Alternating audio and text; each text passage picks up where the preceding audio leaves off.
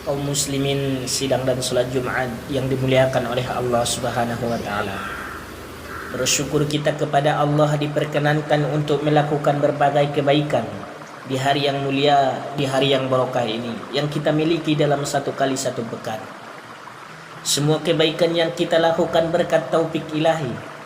Betapa banyak manusia di luar sana yang mendapatkan nikmat dunia juga, namun tidak merasakan akan nikmatnya agama. Allah pilih kita, Allah hadirkan kita, maka ini adalah salah satu kenikmatan yang besar yang pantas kita syukuri dengan melakukan berbagai kebaikan di hari yang mulia, di hari yang barokah ini. Salawat dan salam semoga terhaturkan kepada ruh junjungan kita Nabi Muhammad sallallahu alaihi wasallam. Nabi sepanjang zaman. Beliau adalah rasul kita yang mengajarkan kita tentang berbagai kehidupan yang semestinya siapa saja yang ingin hidupnya tertata dengan baik sekaligus barokah, maka mengaculah kepada baginda Muhammad sallallahu alaihi wasallam.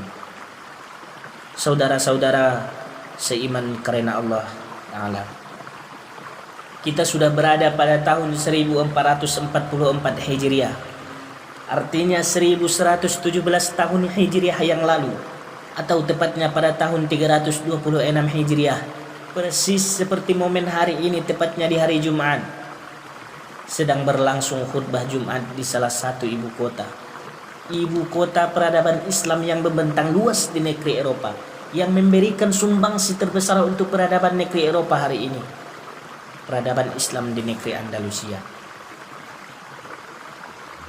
Khutbah Jumat itu disampaikan oleh sang alim besar, sang qadhi besar sekaligus imam besar Masjid Raya Cordoba, yaitu sang qadhi Munzir Said bin Al-Baluti rahimahullahu ta'ala. Dan khutbah Jumat itu juga yang menjadikan hati sang khalifah marah lagi murka. Tapi jangan salah paham, karena sang khalifah adalah orang yang soleh, pemimpin yang luar biasa sekaligus mujahid yang mengantarkan Andalusia di puncak-puncak kejayaannya. Pada masa Abdurrahman bin Nasir, Andalusia berada di puncak-puncak kejayaannya. 8 abad itu lamanya peradaban Andalusia yang meliputi Spanyol, Portugis, Perancis bagian selatan sampai kepulauan Sisilia yang menjadi Turuturia ibu kota Italia saat ini. 8 tahun itu lamanya, 8 abad itu lamanya. Maka menarik memang mengapa khutbah Jumat itu membuat hati sang khalifah marah lagi murka. Dan perlu kita ketahui bahwasanya sang qadhi Munzir Said bin Al-Baluti tidak gentar, tidak takut dalam menyampaikan kalimat yang hak, walaupun di hadapannya sang khalifah sekalipun. Karenanya sang qadhi Munzir Said bin Al-Baluti ingin menyampaikan sebuah pelajaran kepada sang khalifah, bahwasanya sang khalifah sudah 3 kali berturut-turut telat salat Jumatannya. Itu pun keterlambatan beliau sebenarnya dikarenakan urusan kenegaraan, karena beberapa radius kilometer dari Masjid Raya Cordoba beliau sedang membangun pembangunan yang besar lagi dan mewah yang kelak nantinya akan menjadi Madinatul Zahra. Karena itulah beliau telat sholat Jumatannya. Ketika memulai khutbahnya, sang qadhi Munzir Said bin Al-Baluti membacakan sebuah ayat di dalam Quran As-Su'ara, "Atabanuna bikulli rihin ayatan tab'asun wa tattahiduna masani'a la'allakum tukhlidun wa idza batashtum jabbarin fattaqullaha wa ati'un wattaqulladzi amaddakum bima ta'malun amaddakum bi an'amin wa banin wa jannati wa uyun inni akhafu 'alaikum adzab yaumin adzim." Apakah kalian membangun bangunan yang tinggi dan yang mewah itu, benteng-benteng yang kalian berharap kekal di dunia ini, kemudian kalian memimpin dengan cara yang bengis dan kejam, maka bertakwalah kepada Allah, taatlah kepadanya, bertakwalah karena Dia yang telah memberikan nikmat itu, yang kalian tahu itu. Dia memberikan kepada kalian binatang-binatang, ternak-ternak, anak-anak, tanaman-tanaman, kebun-kebun, mata air. Sesungguhnya aku hanya takut kalau azab Allah menimpa kalian. Ayat ini sebenarnya sudah sangat lama turun pada masa nubuah kenabian. Tapi bagi sang khalifah ayat ini seakan menampar dirinya dikarenakan keterlambatan beliau. Kaum muslimin sidang salat Jumat yang dimuliakan oleh Allah Subhanahu wa taala. Singkat cerita, Madinatul Zahra, kota yang baru dibangun dengan biaya yang mahal dan arsitekturnya pun selesai dibangun. Peresmian pun diadakan.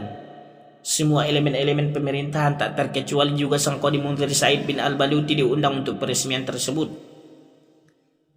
Ketika Sang Khalifah berdiri di tengah keramaian mengikrarkan, bagaimana pendapat kalian tentang kota yang baru kita bangun ini? Tentulah semua puji-pujian mengalir kepadanya, sampai-sampai ada yang mengatakan sungguh tidak ada pemimpin yang bisa membangun kota sebagus ini. Puji-pujian mengalir kepadanya, sampailah nantinya ditanya Sang Qadi Munzir Said bin Al-Baluti, bagaimana pendapatmu wahai imam, wahai qadi, tentang kota yang baru kita bangun ini? Jawaban sang imam bagaikan petir yang menyambar di siang hari tatkala puji-pujian mengalir kepadanya. Sungguh aku tidak menyangka syaitan sudah menjauhkanmu sejauh ini. Terkejut Sang Khalifah mendengar pertanyaan tersebut, sampai-sampai beliau mengeluarkan kalimat, bahaya kamu imam, bahaya kamu qadi, kamu harus pertanggungjawabkan perkataanmu itu. Namun bagi Sang Qadi Munzir Said bin Al-Baluti, karena beliau adalah seorang ahli Quran, ahli hadis, membacakan sebuah ayat di dalam Quran surah Az-Zukhruf, walaula an yakuna linnasu ummatan wahidah la ja'alna liman yakunu birrahman li buyutihim suqatan min fiddah wa ma'arija 'alaiha yazharun wali buyutihim abawaba sururun 'alaiha yattaqiun wa dukhruba in kullu dzalika lamma mata'ul hayatud dunya wal akhirati inda rabbukal lil muttaqin wa may yas'a an dzikrir rahman nuqayyid lahu syaiton fawalahu qarib. Kalaulah jika untuk menghindari manusia menjadikan satu, niscaya kami jadikan orang-orang kafir itu, bagi orang-orang kafir itu rumah-rumah yang terbuat dari emas dan perak. Perlu kita ketahui bahwa istana Madinatul Zahra itu hampir semua elemen-elemennya terbuat dari emas dan perak. Allah katakan di dalam ayat itu, orang-orang kafir bangunannya terbuat dari emas dan perak, pintu-pintu mereka terbuat dari emas dan perak, tangga-tangga mereka terbuat dari emas dan perak, dipan-dipan, kasur-kasur terbuat dari emas dan perak. Sungguh itu hanya perhiasan duniawi yang akan ditinggalkan, dan akhirat bagi mereka yang terbaik dan bertakwa di sisi Allah Subhanahu wa taala. Dan siapa yang berpaling mengingat Allah, niscaya kami jadikan syaitan teman baiknya. Tertekun Sang Khalifah ketika membacakan ayat ini. Seakan 3 kali salat Jumatannya yang terlambat itu dikarenakan bangunan tersebut. Hadirin sidang jamaah Jumat yang dimuliakan oleh Allah Subhanahu wa taala. Beginilah sang ahli ilmu mendampingi pemimpin yang besar itu, memberikan panduan dan arahan, dan sebenarnya melengkapi kisah Sang Qadi Munzir Said bin Al-Baluti dengan Sang Khalifah Abdurrahman bin Nasir. Ketika nantinya negeri Andalusia tak kunjung turun hujan, sampai-sampai Sang Qadi Munzir Said bin Al-Baluti menyuruh masyarakatnya untuk ke lapangan melaksanakan salat istisqa. Kemudian disampaikanlah kepada Sang Khalifah bahwasanya masyarakatnya sudah turun ke lapangan untuk melaksanakan salat istisqa. Menunggu kehadirannya, namun Sang Khalifah tak kunjung datang.